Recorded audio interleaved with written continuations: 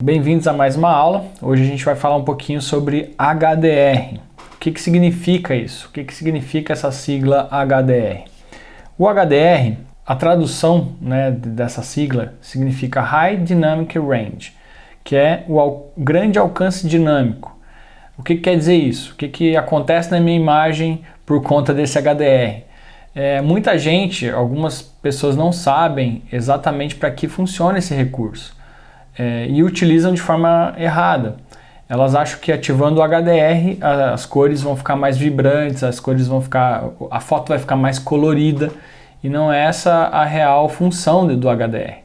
Então a função do HDR na imagem é você ter um equilíbrio de exposição na imagem. Então em uma situação que você tem, por exemplo, aqui, essa representação aqui é bem bacana por conta disso.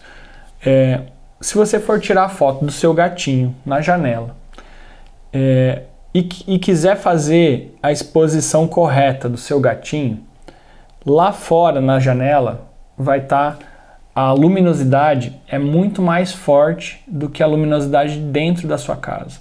Então por quê? Porque o sol está lá fora e você tem uma lâmpada dentro da sua casa, né? Que ela não tem a mesma intensidade do sol. Por isso, se eu for querer que o meu gatinho apareça na foto, o fundo lá atrás vai estar com super exposição. Ele vai estar muito claro, ele vai estar tudo branco. A sua imagem vai estourar, eu não vou ter leitura na imagem lá de fora. No HDR, você basicamente trabalha com 3 exposições. Para quê? Para que a sua imagem, para que a sua fotografia esteja calibrada de forma mais equilibrada, né? Então ele vai gerar isso no processador da imagem dentro do smartphone.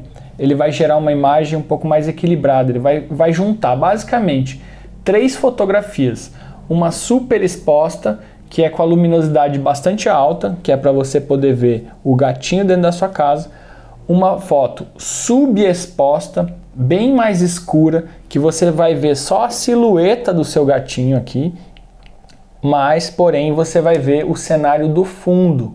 Então assim, na mesma imagem você vai conseguir ver o gatinho e o fundo. E uma terceira foto, que ela vai estar numa exposição um pouco mais equilibrada, que você vai conseguir ver esses meios tons, os tons médios, né? Então você vai conseguir visualizar isso na terceira foto. E o processador, né, a tecnologia de dentro do smartphone, dentro do celular, ela vai processar essa imagem e vai te gerar uma imagem equilibrada, né, com esse recurso já editado dentro do seu smartphone. Porque assim, antigamente, quando eu aprendi a fazer HDR, não tinha esses recursos tecnológicos que você já no seu smartphone ou na sua câmera profissional, na minha câmera no caso profissional, ela não vinha já com esse recurso de você fazer as 3 fotografias, ele juntar automaticamente e me dar uma foto. Não, eu tinha que fazer 3 fotos, no mínimo 3 fotos, com essas exposições diferentes, né? Uma super exposta, uma subexposta e uma média, para eu poder gerar na pós-produção. Depois eu baixo isso no meu computador, abria um programa e editava essa imagem e gerava uma imagem. Então hoje o smartphone te possibilita isso na sua mão. Você vai ativar só o HDR do seu celular e ele vai te fazer esse equilíbrio nessa exposição.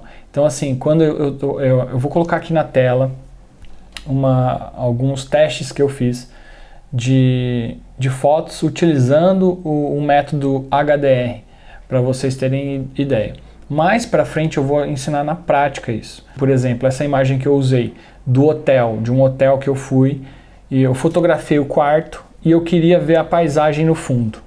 Então eu fiz uma foto com o HDR do meu celular ativado e fiz um equilíbrio da forma com que eu achava que estava mais correta, mais equilibrada possível, e fiz a foto.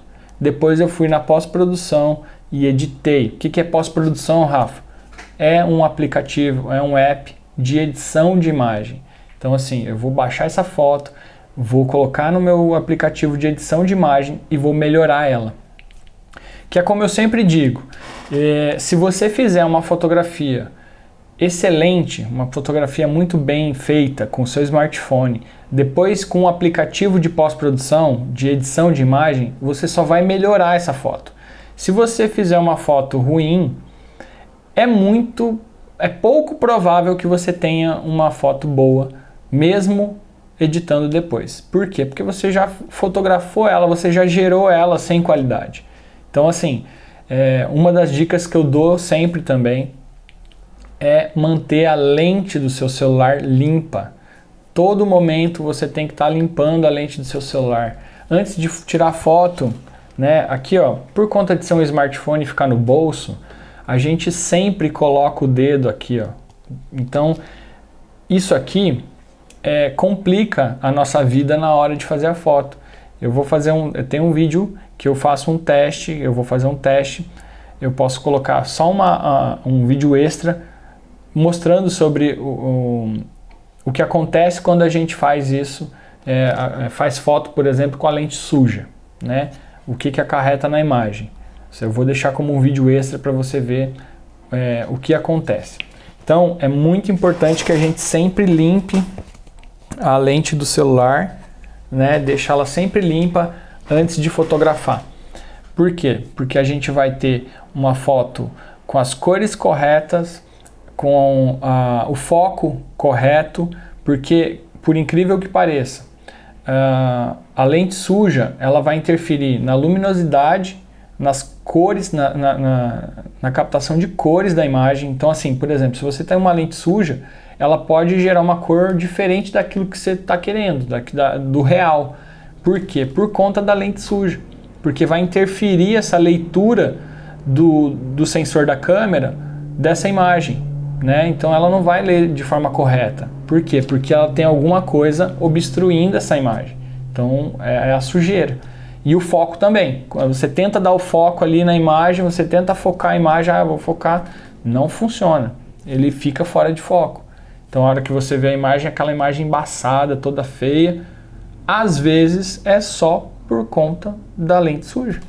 Você pode limpar a lente que a outra foto vai ficar maravilhosa.